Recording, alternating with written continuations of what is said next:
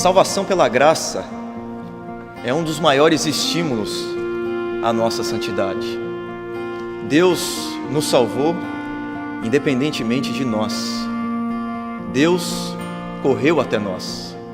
Deus nos beijou enquanto o nosso rosto estava sujo e fétido pela lama do nosso pecado.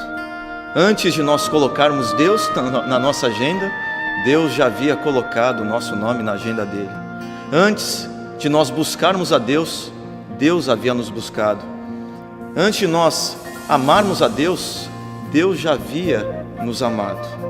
A salvação pela graça nos estimula a vivermos uma vida digna de Deus. A salvação pela graça é um trampolim para a consagração e para a santidade.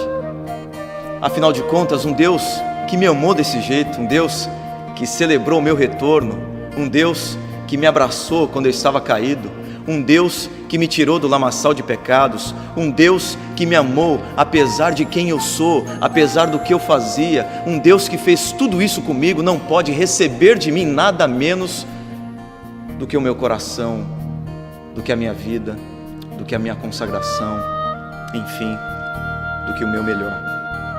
O apóstolo Paulo, tentando talvez ensinar a igreja lá em Roma, de que a graça de Deus era um estímulo, um trampolim, uma força para vivermos uma vida de consagração, uma vida bonita, uma vida diferente. Após expor a salvação pela graça, no capítulo 6 da Epístola de Paulo aos Romanos, ele faz uma pergunta retórica: havemos de pecar para que a graça seja mais abundante? E a resposta dele é taxativa: de modo algum.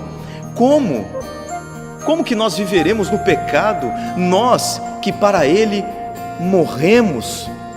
Porque a graça de Deus nos estimula, a graça de Deus nos move em direção a Deus, a graça de Deus traz para nós o senso real do que significou a nossa salvação.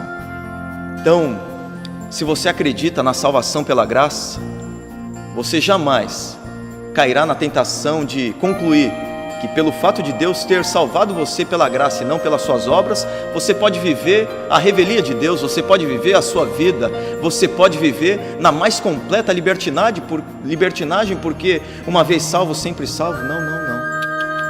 Esse não é o entendimento de alguém que foi salvo pela graça.